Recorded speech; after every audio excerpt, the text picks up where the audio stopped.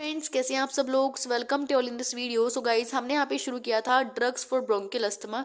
इससे previous video में हमने bronchodilators and leukotriene antagonist and mast cell stabilizer को ऑलरेडी कंप्लीट कर लिया था। सो आज हम बात करने वाले हैं कॉर्टिकोस्टेरॉइड्स की। तो कॉर्टिकोस्टेरॉइड्स को टू पार्ट्स में डिवाइड किया है। फर्स्ट है सिस्टेमिक एंड इनहेलेशनल। सिस्टेमिक में आपके पास हाइड्रोकोर्टिसोन एंड प्रेडिनिलोसोलोन और अदर ग्लूकोकॉर्टिकोइड्स आते हैं। उसके बाद इनहेलेशन में हमारे पास ये सारी ड्रग्स रहती हैं। अब देखो, कॉर्टिकोस्टेरॉइड्स यहाँ पे आपको सिर्फ एक छोटा सा ही अलग से दिखाया हुआ है यहाँ पे, लेकिन जब आप कॉर्टिकोस्टेरॉइड्स की अलग से कैटेगरी पढ़ोगे, मैं आपको एक बार शो भी कर देती हूँ। देखो, कॉर्टिकोस्टेरॉइड जो है वो अलग से यहाँ पे आपको दिया हुआ है। जब आप इन वाले कॉर्टिकोस्टेरॉइड्स को पढ़ोगे तो ये वाले कॉर्टिकोस्टेरॉइड्स आपकी बहुत ही इजीली हो जाएंगे। बट हम इस वीडियो में सिर्फ अस्थमा के लिए ही देखने वाले हैं कि कॉर्टिकोस्टेरॉइड अस्थमा में कैसे यूज होते हैं, कैसे ये अपना इफेक्ट शो करते हैं। बहुत ही छोटा सा मैकेनिज्म है यहाँ पे, इजिली लर्न हो जाएगा आपको। बट लेकिन अगर आपको कॉर्टिकोस्टेरॉइड्स की फुल नॉलेज चाहिए तो आपको जब ये वाले कॉर्टिकोस्टेरॉइड्स जब आप लर्न करोगे तब आपको ये समझ आएगा। क्योंकि कॉर्टिकोस्टेरॉइड्स का हमारे बॉडी पे एक जगह पे इफेक्ट नहीं होता, बहुत सारी जगह पे हमारी बॉडी में इसका रोल रहता है। तो अभी तो हम सिर्फ यहाँ पे अस्थमा वाली कॉर्टिकोस्टेरॉइड्स को ही कंप्लीट करेंगे। सो चलिए शुरू करते हैं। तो इस बुक में यहाँ पे सिर्फ सिंपल इस ग्लूकोकॉर्टिकोइड्स के बारे में बताया कि ये आपको दो क्लासिफिकेशन बताई जो मैंने आपको अभी शो भी की थी। अब इन्होंने यहाँ पे सिंपल लिखा हुआ है कि ग्लूकोकॉर्टिकोइड्स क्या करता है, इंड्यूस करता है सिंथेसिस ऑफ लिपोकोटीन्स की। और उसके बाद जो लिपोकोटीन जो होते हैं ये इनिबिट कर देते हैं फोस्फोलाइपेज A2 को इनिबिट कर देते हैं। उससे क्या होगा, फिर वेरियस काइंड ऑफ जो मीडिएटर यहाँ पे हमारे रिलीज होते हैं, जैसे प्रोस्टाग्लैंडिन, थ्रोम्बोक्सिन A2, SRSA हो गया। तो ये डिफरेंट टाइप के जो मीडिएटर्स है यहाँ पे रिलीज होना बंद हो जाएंगे। ठीक है, अब इन्होंने यहाँ पे इतना ही लिखा हुआ है। और इसका इफेक्ट क्या आएगा, एंटी इन्फ्लेमेटरी इफेक्ट आता है। बट इन्होंने आगे लिखा हुआ है कि ब्रोंकोडायलेशन इसका कोई भी इफेक्ट नहीं होता, यानी ब्रोंकोडायलेशन की तरह काम नहीं करती। सिर्फ इसका काम क्या होता है, एंटी इन्फ्लेमेटरी ये इफेक्ट शो करता है। अब इसको ही मैं थोड़ा सा एक पैराग्राफ में आपको दिखाती हूँ। अब देखो, यहाँ पे इसका एंटी इन्फ्लेमेटरी इफेक्ट यहाँ पे आपको दिखाया हुआ है। अब इसने लिखा हुआ है कि यहाँ पे बिल्कुल ही मतलब इसका बहुत ही पावरफुल एंटी इन्फ्लेमेटरी इफेक्ट होता है और ये इम्यूनो सप्रेशन की तरह इफेक्ट करता है। यानी जब मान लो किसी का ग्राफ्ट रिजेक्शन जैसे किडनी ट्रांसप्लांटेशन हुआ है तो उस टाइम पे ग्लूकोकॉर्टिकोइड्स दिए जाते हैं ताकि इम्यूनिटी सप्रेस हो जाए। ठीक है, तो अब देखो इन्होंने यहाँ पे इसका मैकेनिज्म एक्शन दिया हुआ है क्योंकि ग्लूकोकॉर्टिकोइड्स क्या करते हैं, बेसिकली ये लिपोकोटीन को रिलीज करेंगे, सिंथेसिस करेंगे।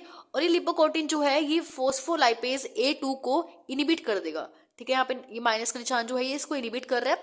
उसके बाद जब ये एंजाइम इनिबिट हो जाएगा तो ऑब्वियस सी बात है, जो यहाँ पे एराकिडोनिक एसिड बन रहा है, ये एराकिडोनिक एसिड कैसे बनता है, जो ये सेल की मेम्ब्रेन होती है, फोस्फोलिपिड की जो लेयर होती है, सेल मेम्ब्रेन होती है ऊपर की, उससे ये बनता है एराकिडोनिक एसिड। ठीक है, अब एराकिडोनिक एसिड जो आगे आगे जाके क्या करता है, कोक्स और लोक्स एंजाइम के हेल्प के थ्रू यहाँ पे जो अगर कोक्स को ये फॉलो कर रहा है, यानी कोक्स एंजाइम अगर है तो ये प्रोस्टाग्लैंडिन बनाएगा। और अगर ये यहाँ पे लिपोक्सीजिनेज एंजाइम अगर ये फॉलो कर रहा है उसके थ्रू यहाँ पे ये ल्यूकोट्राइन्स बनाता है। ठीक है, तो ये मैंने आपको पहले बताया था, जो प्रोस्टाग्लैंडिन, ल्यूकोट्राइन्स वगैरह होते हैं ये सारे मीडिएटर्स इन्फ्लेमेशन के लिए रिस्पॉन्सिबल होते हैं। ये आगे जाके इन्फ्लेमेशन, एलर्जिक रिएक्शन शो करते हैं। तो अगर हम ग्लूकोकॉर्टिकोइड्स, अब यहाँ पे ये हेल्प करता है कि ये सब चीज़ें ना हो। ठीक है, अगर ये एंजाइम इनिबिट हो जाएगा इसके थ्रू तो ये सारी रिएक्शन आगे नहीं हो पाएगी। ठीक है, तो ये इसका छोटा सा मैकेनिज्म ऑफ एक्शन था। आई होप आपको समझ आया होगा। उसके बाद यहाँ पे जो ये सारी थ्योरी है एक बार इसको पढ़ लेना। तो यहाँ पे लिखा हुआ है कि लिपोकॉर्टिकोइड्स वही इसकी सिंथेसिस होने के बाद ये जो फोस्फोलाइपेज A2 एंजाइम है उसको इनिबिट कर देता है। उसके बाद जो भी हमारे मीडिएटर्स है रिलीज नहीं होंगे और ये एंटी इन्फ्लेमेटरी इसका इफेक्ट होता है, ब्रोंकोडायलेटरी इफेक्ट इसका नहीं होता। उसके बाद ये आपका इम्यून सप्रेशन की इफेक्ट भी शो करता है। ठीक है, और एंटी एलर्जी के इफेक्ट भी होंगे इसके, क्योंकि वो एलर्जी के लिए ऑब्वियस सी बात है, अगर ये एलर्जी के लिए रिस्पॉन्सिबल है तो उसका एंटी एलर्जी का इफेक्ट तो आएगा ही आएगा। उसके बाद यहाँ पे थोड़ा सा इसकी थ्योरी में लिखा हुआ है, एक बार इसको देख लेना। और यहाँ पे इन्होंने बताया कि जो हमारे इनहेलेशनल ग्लूकोकॉर्टिकोइड्स होते हैं उनमें कौन कौन सी ड्रग है वो मैंने आपको पहले बता दिया, और ये आपकी प्रोड्रग है। उसके बाद यहाँ पे कॉम्बिनेशन की बात की गई है। अगर आप ग्लूकोकॉर्टिकोइड्स को सिलेक्टिव बीटा 2 एगोनिस्ट के साथ दे रहे हो, बीटा 2 हमने इससे प्रीवियस वीडियो में पढ़ लिए हैं। ठीक है, अगर आप इनको बीटा 2 के साथ दोगे तो इसका इफेक्ट क्या होगा, जो अस्थमा के सिम्टम्स होते हैं उसमें रिलीफ मतलब हेल्प करेगा। ठीक है, तो अस्थमा के सिम्टम को हेल्प करने के लिए हम यहाँ पे कॉम्बिनेशन दे रहे हैं ग्लूकोकॉर्टिकोइड्स और बीटा एगोनिस्ट का। उसके बाद इन्होंने यहाँ पे बताया है कि इसका यूज हम मेंटेनेंस थेरेपी ऑफ अस्थमा में भी कर सकते हैं, और इस ब्रोंकोडायलेशन का कोई इफेक्ट नहीं होता यहाँ पे।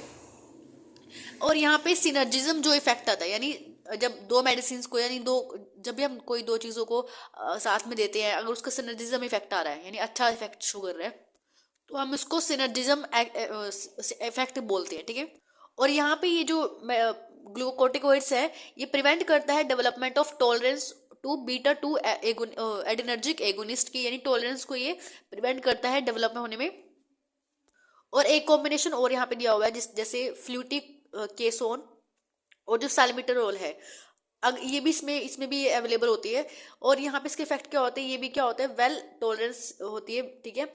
और यहाँ पे systemic side effect are the minimum, जो सिस्टेमिक साइड इफेक्ट होते हैं वो मिनिमम हो जाते हैं। और उसके बाद यहाँ पे लिखा हुआ साइड इफेक्ट आर, जैसे यहाँ पे हॉरिसनेस ऑफ द वॉइस हो गया, ठीक है, डिस्फोनिया हो गया, एंड जैसे ओरोफेरेंगल कैनेडाइटिस हो गया। तो ये इस तरह की आपकी क्या होती है, साइड इफेक्ट रहते हैं, कॉमन साइड इफेक्ट रहते हैं। और भी यहाँ पे साइड इफेक्ट्स के बारे में लिखा हुआ है, इसको एक बार जरूर पढ़ लेना, ठीक है। तो ये था ग्लूकोकोर्टिकोइड्स का मैकेनिज्म ऑफ एक्शन। एंड इसके बाद एक वीडियो और रहेगी जिसमें हम बात करेंगे एंटी IgE एंटीबॉडीज के बारे में। So thank you for watching this video, have a nice day.